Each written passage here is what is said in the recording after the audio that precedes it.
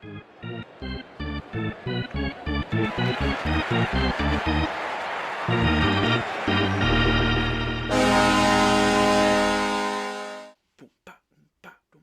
going on, everyone? Welcome back to another episode, another fine episode of your favorite hockey podcast, the Power Play Hour. I almost said Beacon, It's but all I right. I didn't. I did. don't even know if this is my favorite hockey But I podcast. did. I All right. did say First of Beacon. all, well, okay, your second favorite podcast because Adam's bringing it down just a little bit. Yeah, welcome. We had a very eventful week. There were some coaching changes. There were some trade rumors from some absolutely preposterous takes online. But let's start where we all should be starting, which is the NFL. Oh yes, I just want to listen. I just want to because Pittsburgh, unlike every other city, Pittsburgh's a brotherhood. All right, we care about all of our teams. Chris, what'd you think last week? I mean, I went in expecting the worst and somehow was disappointed. I'm heartbroken. Yeah. It was a bummer. It was a wreck. The encapsulation of my Steelers season was I was at a party yesterday and I spent over an hour, almost an hour and a half, Yeah. arguing with somebody about whether or not Kenny Pickett is at his ceiling and if he's worse than Brian Hoyer. Do you think Kenny Pickett should have gone in No. before halftime? No. Okay. At the time, I said yes. Looking back, it's the right choice because I don't think Kenny Pickett does anything differently there. Yeah. I think I was the same way. Before halftime, I was like, that's it. I've seen enough of Mason. Put Pickett in. It's the playoffs. You have a short leash. But I said the same thing, but it was the right choice. the damage was already done. There were already 2 interceptions. And that was or not 2 interceptions. There was an interception and 2 fumbles. That's the worst part. Pittsburgh played so poorly that we couldn't have an honest conversation about how awful the refereeing was because they were just like, you're just mad you lost. Both can be true. It is true the Steelers played like shit. It is also true that the refereeing was horrendously biased. They were very, very bad. But yeah. Yeah. So that was our NFL wrap. I just wanted to hit that because we didn't record last week, so we had to go over that briefly. Yeah. Also, sorry, Adam. Go Lions. hey man, I am all for the Lions winning the Super Bowl this year. I want them to do it. So here's another thing I can bring up while we're still on football. How do you all feel about the rumors going around? Not even rumors. The coping going around of Baker Mayfield going to the Steelers. I'm okay with it. I'm not opposed to it.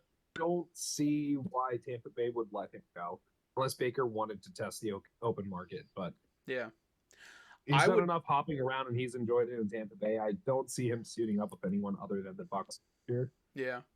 I would be okay with it if I knew it was going to work out, just because I'd love to be able to shit on the Browns one more time about going back and beating them with their own quarterback. The dream. The dream. The dream is alive. But that was the last thing I had related to football. Yeah. So, all right, on to hockey where we belong. Sorry, I was creating our Chris docu for the end of the show here. Yeah, so we have a couple things we want to cover. I just gotta pull up my show notes. I wasn't properly prepared for this, but we are gonna talk about the All Stars. I've probably called them the Ass Stars because they're horrendous. I mean, if you haven't seen them, you're not missing much. I'll find something and throw the picture in just to make sure people really see these god awful Kraft mac and cheese ass jerseys. Looks like they asked the second grader to come up with the jersey design and they just drew a star and said it was good. We're also going to talk about some of the unrelated or related trade rumors out there, including some of the Colorado ones and Pittsburgh. We're going to talk about the head coaching change in New York, which has long been coming.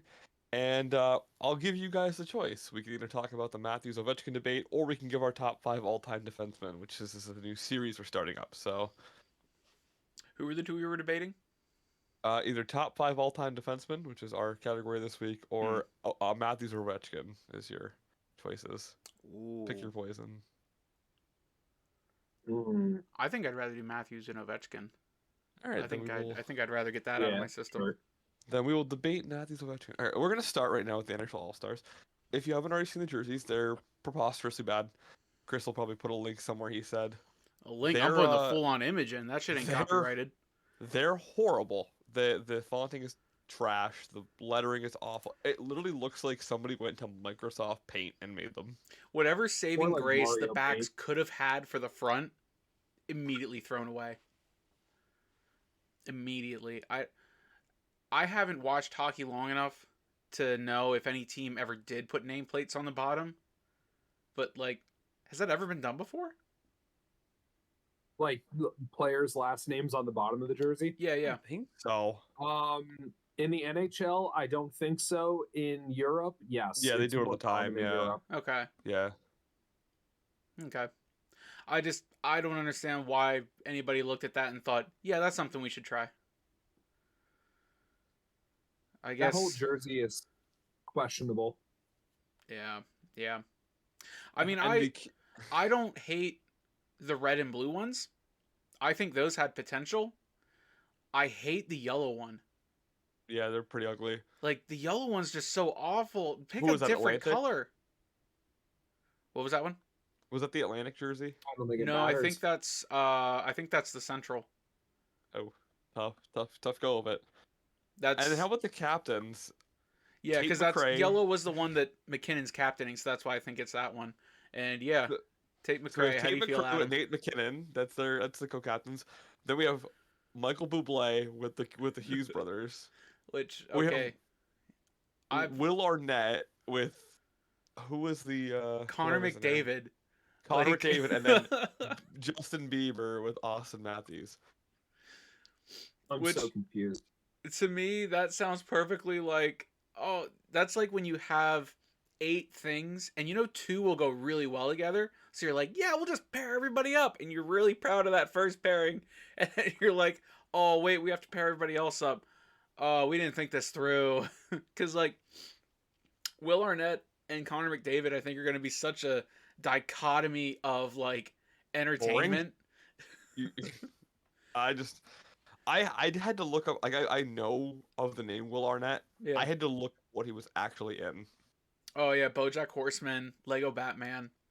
I think there's potential with Will Arnett.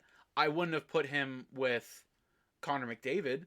I'd have maybe tried putting him with, I don't know, maybe somebody from the Metro. The Hughes seem to have some personality. Maybe try putting him with them, but no. Instead, for the Metro, they were like, "Oh yeah, we'll do Jack Hughes," and then we have this star to an all-star game that we can't really figure out how to plug. So we'll just put him with his brother in a completely different division. Like, I don't know. I was really bugged when I saw that. Yeah. You even have Sidney Crosby there. Like, you're going to have Matthews, McDavid, McKinnon. I get that they're the now generation talent. And Jack Hughes is also a sort of back end part of that. But Sidney Crosby was right there. The NHL has long had a marketing problem, and this is just a microcosm of that, truth be told. Yeah. Oh, goodness. Aside from the All-Stars that Will- were horrendous. Will either of you be watching the All-Stars? Like, are you planning on taking God, time out of your no. weekend to do that? God, no. I'll probably just glance at it, and if I'm not entertained in the first minute, turn it off. Well, I mean, Adam, you are one of the few teams that's represented in the All-Star competition too, so. Yeah. Speaking of the Avalanche and All-Stars, Yeah. I don't know how else I could shoot on this. Patrick Waugh is now the coach of the Islanders. What do you guys think about that? It's an interesting decision. Yeah. It's a choice. I watched the SDP analysis of it that Steve Dangle did, and I did not realize how, like, I knew that his coaching tenure in Colorado was lackluster besides the first year, but I did not realize how bad it actually was until I looked back at it. I'm like, okay. It's something different. I definitely think he deserved a second shot in the NHL. I'm thinking football today. I've been doing nothing but watching it the past couple days. But the second shot in the NHL.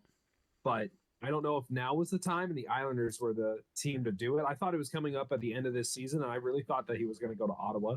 Yeah. I mean, have the Islanders really been that bad that you needed to fire the coach? I mean, their offense has been I think abysmal so. for the past decade and a half. So I think, um, they're they're below actual 500, but they're like Bettman 500 Yeah. right now. But that's They have the exactly They're- worst where half the overtime Metro record in is. the NHL. That's exactly They where can't half the Metro is. score. Like, I'm gonna pull up the standings and look at that division because But they Pittsburgh are fluxes between abysmal. 4th and 7th on any way you sneeze. Yeah, but the difference with the Islanders is that the only reason that they're in the conversation right now is because they have 11 overtime losses, which is the leading in the league. They are the best ass. They're not quite ass, Yeah. but they are the best ass. Yeah, They are of the that best middle at somehow losing all the time, but only by 1 point in overtime. of that middle of the Metro I was talking about, they do have the worst points percentage at 5.44. Pittsburgh is 5.58. New Jersey is 5.57. Washington is 5.68. But yet New England, geez. The Islanders are in 6th, Pittsburgh's in 7th, New Jersey's in 5th, Washington's in 4th. I think the funny thing about the Islanders too is the fact that they have zero actual star talent. There's not a single star on that team. I would not take any of their players over any other team's players for the most part. Like Matt Barzell, What about there's not a. s- what about Sorokin? He's a goalie. Goalies are a little different, but I'm talking on their Right, forwards goalies or are the even ones their that D. score your own goals, but yeah, as far as forwards go, I agree with you. There's really Like nothing remarkable. Anders Lee, like Matt Barzell's their best star, and what does he do? What's he good for? Like 40, 50 points a season? He's nothing. Like he's nothing. He was a John Tavares product. That's all he was. And their defense, I mean I am impressed with Noah Dobson, but Noah Dobson's not going to score 50 goals for you. Noah Dobson's not going to score 40 goals for you. Their defense looks like it could be decent, but even Bo Horvat, I mean, he's doing all right, but he's not a scorer. I mean, he's had to be a scorer for them. He's not. He's never been a scorer in his career until the last 2 seasons. I'm just. I think you're. What's that old saying? You're rearranging the deck chairs on the Titanic. Yeah. Yeah, I don't know. I feel bad for Elias Sorokin. Yeah, he deserves to be on a better team. He deserves to be in a more offensive team. It would like the Islanders would be so much better if they could just put up points. They're always like a top 3 goaltending team. They're always top 5 defensively minded team. But this league has been shifting more and more away from defensive mindedness ever since the dead puck era started fading away. Yeah. And they just haven't had gotten their with the time. times. They had their time at the end of the teens to really do something. And They didn't. I can't remember who the top goal scorer was even during that. It might have been Barzal. End of the teens. I mean, Yeah. what like it depends on what you're talking, but for their best possible roster is probably when Kyle Okposo and Matt Molson were at the top of their lineup. Maybe when they had who's buddy Jordan Eberle probably was probably their best goal scorer. Oh, in Jordan recent Eberle, memory. yeah. Yeah. Yeah, I don't know. They're a mess, and they're not getting any better. They're just getting worse. They're old, but they haven't won anything. So I don't know. They need a new look. I mean, I wouldn't mind getting some of their off or defensive minded forwards onto Pittsburgh, but we don't really have anything that can actually help them very much that we should be parting with. I miss Tom Kuhnhackl. Cal The Clutterbuck, only thing that I you think we are could a part Pittsburgh with, Penguin. the only thing I think Pittsburgh could part with that New York would even appreciate might be Brian Rust. That's about it. That's the only thing that I would willingly trade away if it got us slightly better in the bottom 6. But I don't think it would. Now, I don't think it would. We need goal scorers down there. talking about trainings, there's a couple big names that are kind of being bantied about around the league. So number one is Jake Gensel, obviously, and I've seen an inordinate amount of trade proposals sending him to Vancouver, which I do believe is probably the favorite for him. But why are we trading Jake Gensel right now? Adam, do you have any thoughts before I start? Why you are trading Jake Gensel right now? Right. Why would Pittsburgh want to trade Jake Gensel right now? The only reason would be if they are determining that they are not actually going all in and trying to make the playoff push. And that would be the only way for them to really say, all right, we're just going to cut our ties, or it's done, and we're going to start tearing down, and it goes with Jake Gensel. That's what's going to happen. If they're going to, I was listening to 32 Thoughts, I think it was either SCP or 32 Thoughts, but I think it was a Friedman thing that he was saying was that they're probably around All-Star break. Dubas is going to have to sit down with Jake Gensel, and if Gensel does not hear we're making a full push, he's going to ask for a trade, pretty much. Yeah, that was 32 Thoughts, yeah. Yeah. So, the way I see it, if Kyle Dubas were able to convince FSG to part ways with Letang, part ways with Malkin, that's a bit of like maybe trying to fake or virtue signal that, yeah, you know, we're calling it. We're done. It's time to start the rebuild. Let's get rid of some of the major assets, except for Crosby, because he deserves to retire a Penguin. But on the down low, you're like, we're just getting rid of these guys because they're old. We can still push if we get some young talent in return. But actually selling off Jake Gensel is you saying, no, that's it. We're done. I wouldn't even necessarily say that, because with Jake Gensel, depending on what your return is, you can get another guy who can develop, and you get picks. But what contender is going to send that back? What's up? What contender is going to send back a guy that produces as much as Gensel does? It's not necessarily that they're sending back a guy that produces as much as Gensel does right now. It's somebody who doesn't fit on their roster right now because it's not constructed right for them. Like, for instance, you could find, I'm not saying that Toronto would do a trade, but somebody on their roster that they can't get up onto their forward group, or any roster similar to that where there's a up-and-comer young guy who just doesn't have a fit yet because they're really deep or they're overpaying people and they can't find a spot in the lineup. Yeah, right, and that's what I'm saying. If you're going to trade away Gensel, who is a bona fide, 40 goal scorer? Yeah, bona fide 40 goal scorer. If you're going to trade him away and all you're getting is someone who couldn't crack a spot on another team's lineup, you're done. Oh, that's not you're all selling. You're going to get. No, I mean, that's obviously not all you're going to get in that return, though. I see what Adam's saying. You know for a fact that the highest return player on the Pittsburgh Penguins right now is Jake Gensel, just because he actually has a career ahead of him. Every other player is like 2 or 3 years the max. back nine, yeah. Yeah, 2 or 3 years max. To kind of bank off what Adam said, but and this is not his fault because I agree with him, but say you traded Toronto, right? Say, like, it's just an example. Say you go to Toronto and you get Matt Nyes or Nick Robertson, whatever, like whatever prospect you want to pick that's kind of similar build as him. It's like the Family Guy clip, right? Like, but you know, money's money, but a box is a box. Like, it could even be, that player could even be Jake Gensel one day. Like, if you don't need Jake Gensel one day, 5 years from now or 3 years from now. You need Jake Gensel now. So you are either going to hold Jake Gensel, or you're not. But Kyle Dubas, I don't understand the discourse online about how he was his offseason terrific. No, but let's not rewrite history. He did it phenomenal. Getting rid of those contracts, getting Carlson, he's undoing so much bad. He was never brought in to full send a rebuild or full send a push. He's here to play the middle. You know, the Penguins, unless they get lucky or get really hot, are not a real Stanley Cup favorite. They're here to be a contender, right? It's like when you're driving your car down the road and you see there's a bend coming up. We're kind of getting to the point where you have to make a decision. You're going to slow down or speed over the bend. You know, most of the time, the best option isn't to hit the brakes, and it isn't to speed up. It's just to slowly, gradually decrease, right? Yeah, that's what we're doing. We're not going out and trading assets. Like listen to that same podcast Adam was this morning. Like Elliot Friedman and Merrick both said, the Penguins' days of going all in and trading the future for now was done. But that doesn't mean we need to sell off the now for the future. Like, I don't know. I think it'd be stupid to do either drastic way. What I'm saying too is, Adam, if the best thing you're getting back is that player that could barely crack the roster, then you're signaling that it's over. You're signaling that you have no more faith in the current window getting to where it needs to be, because that roster player isn't a bona fide 40 goal scorer this year.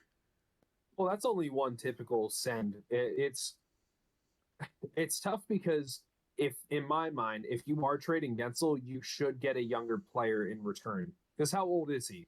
How old 29? He'll be 29, or he is 29 29. now. Yeah, if you are trading a 29-year-old, because he's not like, yeah, he's in his prime still, but if you're trading him, unless you're getting oodles of draft capital, which is something that the Penguins are not interested in doing right now, at least on the primary, you got to at least get a forward that can fill a similar role as him, that is younger but not as proven as it, so that you can still get draft capital, so you're not fully selling on the now, but you're still buying a future. That's what I'm trying to get at. Is like, yeah, you're not going to get Jake Gensel back. He's probably the best trade target right now on the forward ends. If you look at it, if it's going to be a case of they're either going to get a shit ton of prospects because they're full sending and they are going to say rebuild, or they're going to get one guy who's really, really close to Jake Gensel in ability, if you will, and a second round pick. And that's not worth trading Jake Gensel for. Unless you are saying, all right, we're going to retool. And why would you trade Jake Gensel in a retool? Yeah, if they're making any trades with Jake Gensel, it's going to be full send, we're done, trade everybody off. Right. I don't see a situation where you trade Jake Gensel and come out the better team. Or rather, come out a better team. Yeah, but how many trades do you really have that happen? It's all relevant. Anytime Joe Sakic picks up the phone. I was going to say Sam Lafferty to Vancouver. Like, Jack Johnson won a cup with us. I don't know, man. You won a cup in spite of Jack Johnson. He signed to a PTO. Yeah, you can't give Sakic that much credit. The ideal a 6th round pick for Darcy Kemper, and we won a cup with that guy starting. All right, that you can give him credit for. Jake Gensel, it's probably going to be Vancouver based on everything we've seen all the time. But there's not a whole lot of reason to do so unless and the asking price that is rumored is a top-notch blue chip prospect, which is fair, a 1st round pick, and then plus. I don't think you're getting plus. I think you're getting the blue chip prospect, and I think you're getting the 1st round pick because they're a contender, so their 1st round pick is probably not worth a lot, but it's probably lottery protected. So at that point, you're better off just hanging on to him and see if you can re-sign him to the number you want him at. It's very possible you could. I've seen stuff where it said he said that he'd be happy to sign for less in Pittsburgh to stay there. Which, if that's the case, then great. Sign him to less. If you sign him to a long-term less deal, then it's easier to move if the cap continues to go up. Yeah, no, we'll see what goes on here. The other major trade targets that are out there. So Colorado is supposed to be really active this year, and I'm really interested to see what they're going to do because they've been tied to quite a few players. Nobody more than Elias Lindholm. So let's just go around the horn here. If you're Colorado, how do you get Lindholm to fit, and is that the right choice? Adam, we'll start with you. I was hoping you'd have me go last as the Avalanche perspective. You want to go last? I need to formulate my thoughts because I haven't thought about Lindholm. I saw a lot of stuff about Fleury lately. All right, that I was interested in. We can okay. So I'll kick us off then. Yeah, and I'll just tee up Fleury as well for you and Chris. I just have to confirm something with Elias Lindholm, and then I'll have thoughts. You're good. So the two leading candidates for the Avalanche right now, because they're the Avalanche who have an injury spot they can fill with money, are Marc-Andre Fleury and Elias Lindholm. I've never personally been on the Elias Lindholm train. I don't think he really fits them. He doesn't have that same mentality. He can be a bit of a lazy player from time to time. He's not bad. He's just not the right fit for a team like them. Marc-Andre Fleury makes a lot of sense.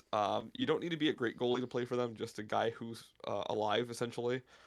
And other than Georgiev, who's basically playing an AHL level, Fleury can probably outplay him until Francouz gets back. So is Francouz still hurt? Francouz is a long-term IR. He's out for the season. Oh, good. Yeah, he's completely gone. And I've noticed it's happened in the 2 years that I've seen Georgiev play in Colorado. Anytime Francouz has been hurt for an extended period, he starts to waver because I feel like he actually plays better in net when he actually has competition for the starting job. There's a lot of goalies like that, and this is why I said they need to have a backup goalie. So if Colorado's going to go for anybody, I hope it's Marc-Andre Fleury because he's the only reason that Minnesota is still relevant right now. And it's not like they're going to have to pay much. He's on the back nine of his career, too. This is the last year of his deal. He's going into UFA in the offseason. He might retire. He's on the back 18, bud. Yeah, he's on the last hole. He might be teeing off. He might be putting. Who knows? He's putting. Yeah, he might be pulling the ball out of the hole right now, going back to the clubhouse. I don't know. He's called the But, clubhouse to put one on ice. Like, yeah, seriously.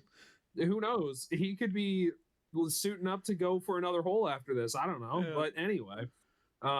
So but Marc-Andre Fleury is like the only reason Minnesota's relevant, and he's like the most movable goalie right now because his cap hit isn't terrible for what he does play. Yeah, it's $7 million, but like when I forget how the ins and outs work with how cap is structured at deadline, but it's not the exact $7 million that they'll need. And Colorado's got the space anyway. They've got like $13 million cleared up on LTIR money right now because of Landeskog and Francois and X, Y, and Z amount of dollars. what happens?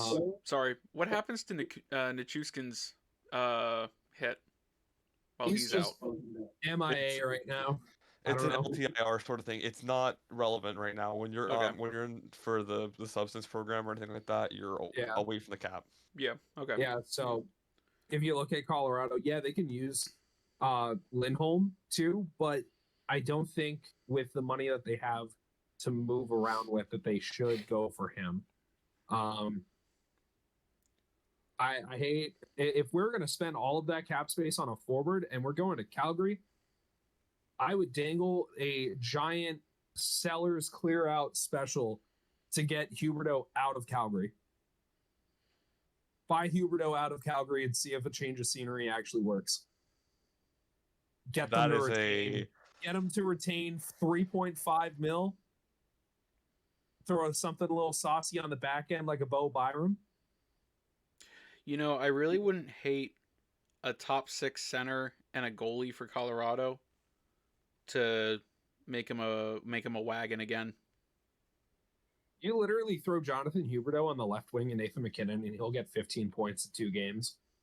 Like, Logan O'Connor scored a hat trick. Why was Logan O'Connor like on the first line to begin with? Oh, wait. It's because Nichushkin's out, Arturi Lekkonen's out. Literally everybody and their mother besides Nathan McKinnon and Mikko Rantanen are out. All those guys that would be up there scoring hat tricks are gone, so it's just the next guy up. Coming up through the system. Yeah, next guy up just happens to spin a hat trick on the wheel of Colorado-cality. Like, yeah, Logan O'Connor gets a hat trick playing on the first line with Nathan McKinnon, and Nathan McKinnon gets a 5-point night because why not? They're playing Philly. God, I've got quite the trade for you guys to debate about too. So I just want to now. I think there's going to be a trade because there's 3 teams that are interlinked. It's just Toronto, Minnesota, and Colorado. Here's my trade proposal from whoever's perspective: the Avalanche trade Bo Byram to the Minnesota Wild for Matt Zuccarello, Marc-Andre Fleury. The the Leafs then trade Samsonov to the Wild, and the Wild also get some pick because of taking on the cap. That's the full trade. They get a nice prospect like Bo Byram, who the Avalanche clearly don't necessarily have a plan for in the future, and who doesn't necessarily really fit their scheme. If you watch him play, I'm sure Adam knows. There's been a lot of talk about that, how he's not really schematically there. Play, but it doesn't really match up. Yeah. And then you've got Fleury, who comes back, and you get Zuccarello to be your depth guy, and Zuccarello's proven he can do it. And then, the Leafs get rid of their goalie situation issue. They can clear up space so they can go out and get somebody else probably at the deadline. Or maybe you shoehorn, I don't know. Maybe somebody else comes back from the Wild there too. They've got a lot of goalies. But that's my dart proposal. But how unrealistic is that? I feel like it's a pretty good proposal. Am I wrong? Well, I mean, considering every time Joe Sakic picks up the phone, it's a one person and I get everything kind of deal. I can see that actually happening. That I don't know. And I can actually see that happening. For Toronto, all they need to do is get rid of Samsonov. They don't need to bring a goalie back because they're confident in Woll, and Jones has showed that he's better than he was last year. And they have Hildeby in the AHL who's developing still. And Minnesota gets both a good player who's kind of a prospect, kind of not, and they get that pick for retention. So that opens 3.5 up for Toronto if that were to happen. But at that point, Minnesota also just needs to embrace that this isn't their year and they're going to be bad. Exactly, but then they had that stopgap. That's the problem. They're not fully saying that they're not going for it. They're saying that they're still trying. And I'm like, I don't know about that one, Chief. I'm looking at this Central Division and I'm like, I don't think that's it, Chief. If Winnipeg were still bad, then maybe, but yeah, no. So I'm just Minnesota is in 7th place right now in the Central. Because Nashville's hanging on. St. Louis is hanging on. Like I said, St. Louis is doing exactly what I It- thought they'd do Not this year. really. If you look at it, Minnesota has over. If you look at the Central Division, Minnesota's got 45 points in 46 games. The people ahead of them for playoff spots, Nashville has 51 in 46 games. Arizona's got 47 and 44. St. at Louis has Arizona 40, go. 44. So Minnesota doesn't have any games in hand, and they're lower in the standings. And it's All-Star break, basically. Yeah, perhaps they- if Winnipeg weren't doing as well as they were, and if Arizona wasn't doing as relatively good as they are, then maybe Minnesota's got a shot. But those two teams, I think, throw them out.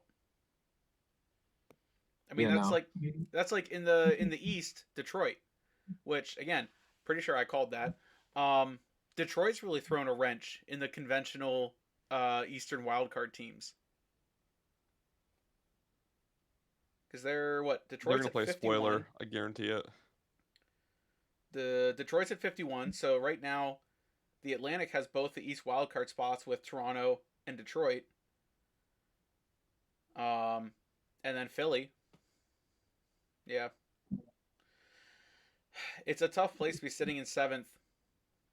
Speaking as a team in seventh, it's a tough place to be sitting in seventh and go, yeah, we can still do it. Now, Pittsburgh has a better chance than Minnesota does just based off the point differential. Yeah. But, The Wild they are almost nearly out of it, and it's not even All-Star break yet. yeah. It can't We'll look see. good for the Wild. So, yeah, maybe you should look at getting what you can now. Brendan Shanahan, Bill Guerin, I'm here. I'm available. Give me a call. I'll help you work it out. I'm just saying.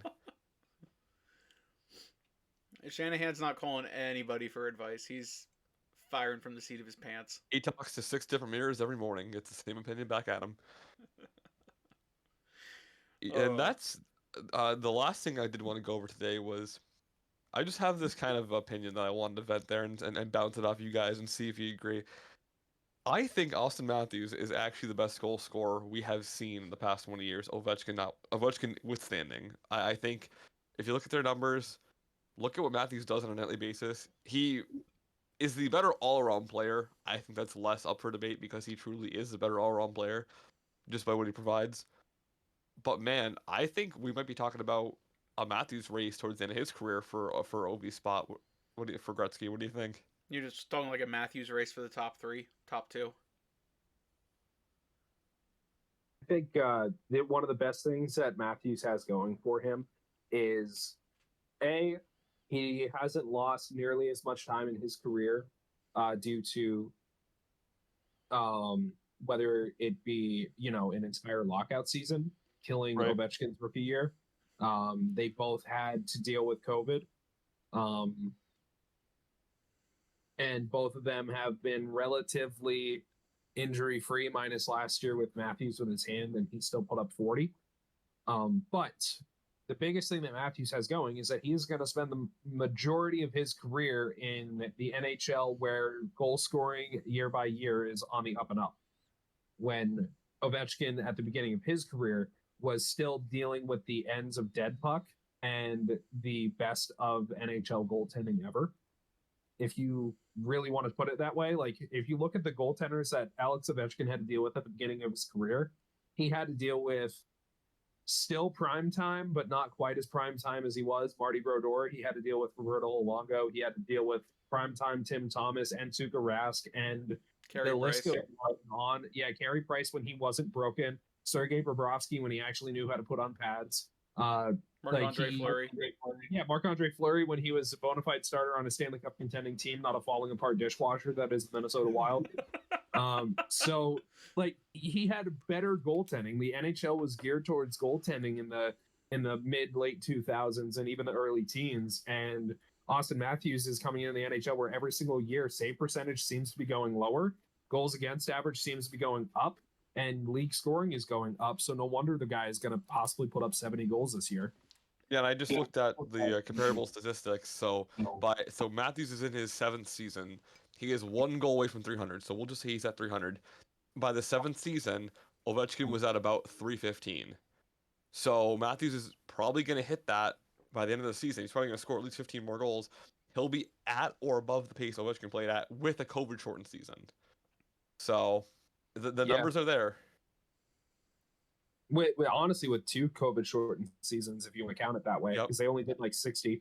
No, they did 56, 58 during the bubble season.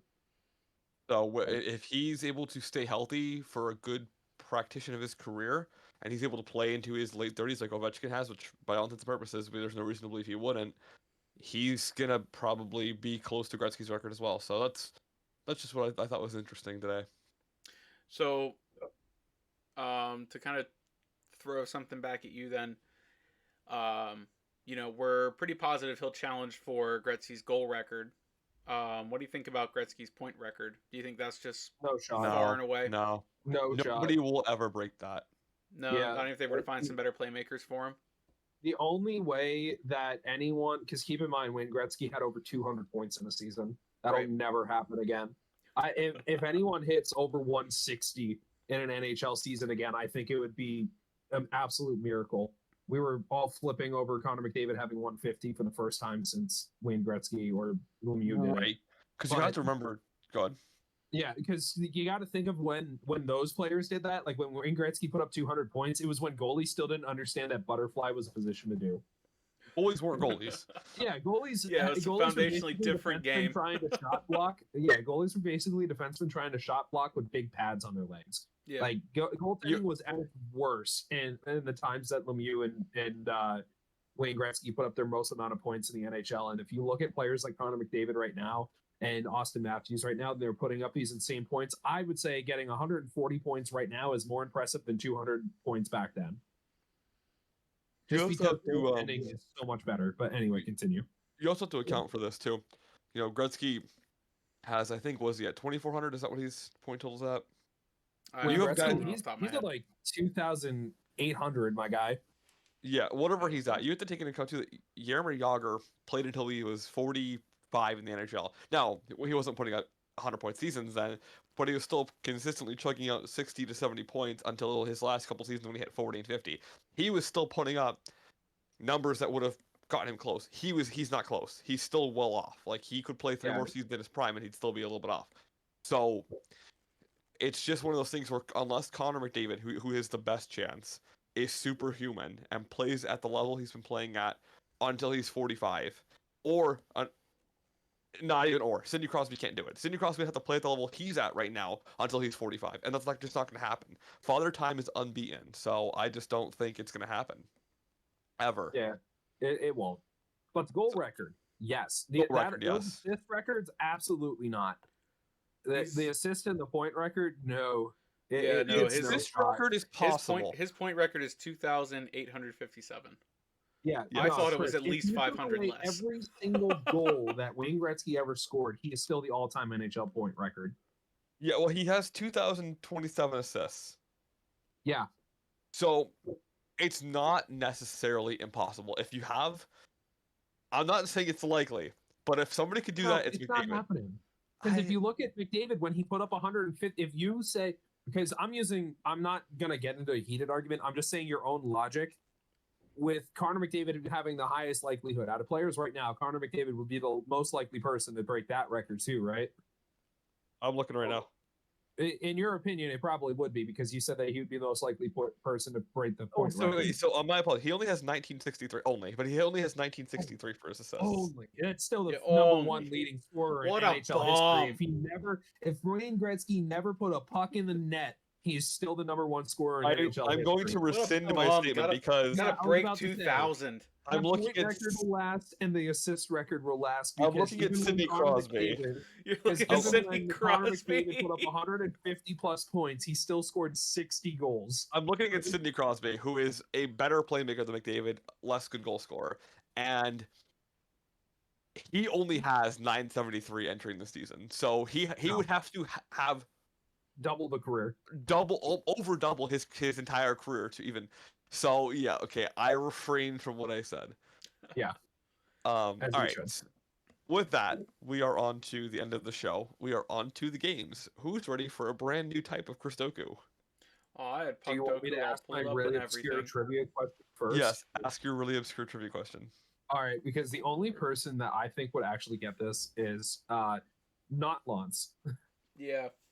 I just saw this and I thought it was absolutely hilarious. So I know that our host Chris knows some IAHF stuff. This guy, to my knowledge, never played NHL hockey. I can ask you one of two things. I'm going to ask you who has scored the most professional hockey points of all time, and I want you to either tell me how many points they scored in their career, or the name of the person. Either one, I think, would be equally impressive, and to make it relatively fair, I'll say you have to get it within 100 points. Okay, I will need the help on this. And also, it's not the question I thought you were going to ask me. I was hoping you'd ask me the goaltender question because I know Nope. that answer. It's Vlad Tretiak, just for those at home. Um, I can give you a nationality. sure, give me a nationality. Let's start there. He was nicknamed the Scottish Gretzky. Oh my god, I do know this. What's his name? He retired in 2015. He played from I do know this. 1981 to 2015. I Are will. you going to go for the name or go for the points? I'm gonna go for the name. I need one thing from you because it's not All right. that easy. I need the initials. TH. Come on, brain. Dominic Hasek. TH, If right? only. I Yeah, think his TH. first name is Tom. Not Tom. Tim. Is it Tim? No. Just as a final hint, and I wanted to say it before you get the answer, he played 1,696 professional hockey games, 1,620 career goals, 4,521 career points. Is his name Harry by chance? No. All right, what's his name? Tony Hand. I knew that. I knew that if I Tony just would have. Oh my god, I knew who Tony Hand was. I wish I had thought a little longer because it might have come to me. Tony Hand. I'm gonna look up if he played any NHL. I don't think he did. Not. He did not. No, Tony Hand did not play in the NHL games. I think he might have played in the. No, I don't think he even played in the juniors. He was the first British player to be drafted into the by any NHL team. Yeah, I'll tell you what though, that threw me off. I'm just looking up. He was drafted in 1986. He was selected in the 12th round of the 1986 entry draft. I'm just gonna say kudos to Adam for finally cracking. Chris It was on a good something. one. I was really hoping you'd ask me about Vlad Tretiak because I had that one queued up. I was ready for it. Disappointed. All right, that was a good one. Played NHL. That's whack. All right, so it's time for Chris Doku. A little bit different way. Actually, we're gonna play a little bit different thing. We're gonna do. You know what? No, I don't like that. We're gonna just do a normal Puck Doku. Chris, pull up the normal Puck Doku for today. Alrighty. Okay, hang on. I have to close my tabs for the All-Star jerseys that I'm putting in a trash can. In the meantime, I'm gonna give you what I was gonna do, which is name that player. The player. Here's your 3 hints. The player was a first-round pick. He played less than 500 games and had less than 200 points. You said it was in the past 20 years. Yep, past 20 years. Neil Yakupov. It is Neil Yakupov. Heyo, brother. All right, I'm ready when you guys are. Because if you said past 30, I had the different so answer much better. prepared. Can I please take the first square? Why? All right, so we're gonna read it out because are we still posting these on Spotify or are we saying F that? It's mostly video. I don't think Okay, got it. It's mostly video, but let's still read it out just for shits and giggles. All right, so your columns from left to right: Detroit, defenseman, and 50 plus penalty minutes in a season. And your rows: Toronto Maple Leafs, Arizona Coyotes, and under 10 games played in a playoff career. Can you imagine getting 500 plus penalty minutes in a season? Ask Claude Lemieux. He probably came pretty close. Or Chris Pronger. What do you Can want? Let me get the Leafs defense. Okay. And let me get Hap Day. Gonna need to help me with the last name. Day. D-A-Y. Okay. That's what I thought. Good job. Thank you. Look at that man. Hap day. All right. In the meantime, I'm probably gonna tank our uniqueness, but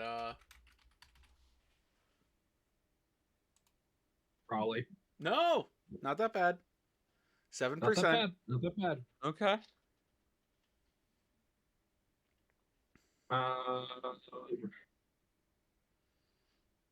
Defense under 10 games. I'm trying to think.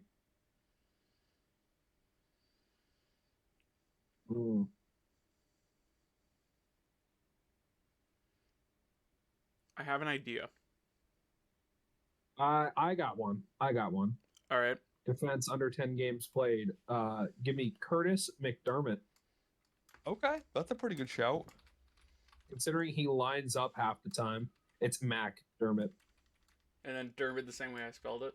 Yeah. I believe so. Yeah, it is. Yeah, there he is, Curtis. Yeah. Curtis McDermott. Nice. Very nice. Mine was gonna be Jan Ruda. Is that a 0-0 I see? It Yeah, is a 0-0. Suck it, half All right. day.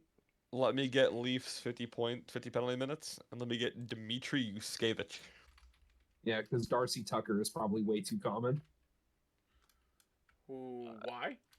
What? Yeah, YUS. There he is. A .3. Poor guy. Love Dmitry Yuskevich. All right. How much playoff hockey did Darcy Tucker ever play? A fair amount, I think. Ah, shit. Never mind. I was hoping he was at Toronto at like the worst time. We're gonna take Now, a Detroit, shot. 10 games played is going to be.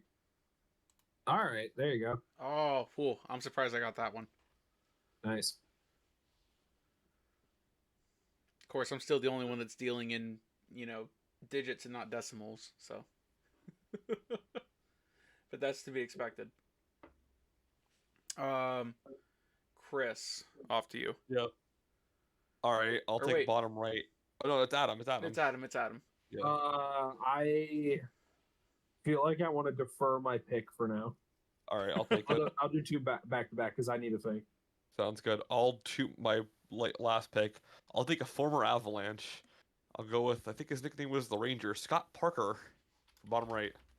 Yeah, he might have the playoff games, but he might. Nope. Ooh, Point two. Nice. I respect that. Kind of stole my idea now. Provided you with 3 defensemen. That's all I can do. Oh man. Let's see the details for this.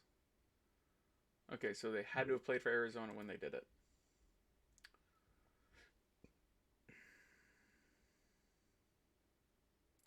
+50 penalty minutes in a season.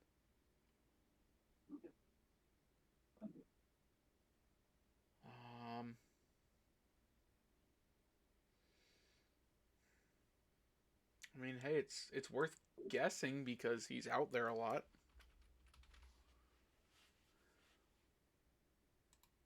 Nope. All right. That's a tough one. You done did it now, son. Yeah. Our flawless board is gone. Give me Lawson Krause. For that same one, Yeah. I'm going to be very upset. I'm very upset. Because that was the only other Coyote I could think of that might have done it. Yeah. Oh, man. All I right. got a 0.1% for that one. All right. Give me a second. I got to look at their roster. I don't know the freaking Arizona Coyotes, man. I'll give you a defenseman. Patrick Nemeth. Well, Adam gets 2, don't forget. He still gets his other Actually, pick. no. Wait, no. I did do one. Give me Patrick Nemeth for Arizona, Detroit. That's a good shout. Yeah. You got Patrick a really easy finish to this, Chris. You get the easiest square on the board. You said Patrick? Yeah. Yeah. All right. Keep going. I'm aiming for that bullseye. Think of a random Arizona defenseman. As if I could actually think of one. I'm There's diving. a really good one that I have. There's a guy on the diving down Leafs in here. right now that you could. I think he's on the Leafs right now. No, he's not on the Leafs. He's on the Ducks right now. He has like one of the best last names ever. Who the hell are you thinking about? It starts with an L. He's a younger guy. Played for the Coyotes. Yeah, Wongo. shares a first name with a Toronto goaltender. Oh, I know who you're talking. I forgot he was on the Anaheim Ducks. Yeah. All right, we'll do this. Let's one. see. Yep. Okay, not too bad uniqueness. Hey, you got a sub one. Hey, look at that. Hey, look at that. All right, that was good. That's not a Good bad job, board. boys. That We was are diving into their under an Puck hour. Doku page, or cat friendly page. Fair. I was thinking Ilya Labushkin. I was thinking Michael That's who I thought Stone. you were thinking of once you said he shares the name with the Toronto goaltender, Yeah, because he also Cool. played in Toronto. So there we go. he did. All right, that's our show for today. As they say in Finland, eat your Wheaties. We'll be back next week with another rip-rousing episode that absolutely proliferates and exfoliates your pontification. I don't know. We'll be back next week. I'm out of words that make sense in that vein of things. Adam, help me out here. Nailed it. Hold on. I gotta take my asthma inhaler. All right, everybody, take a hit.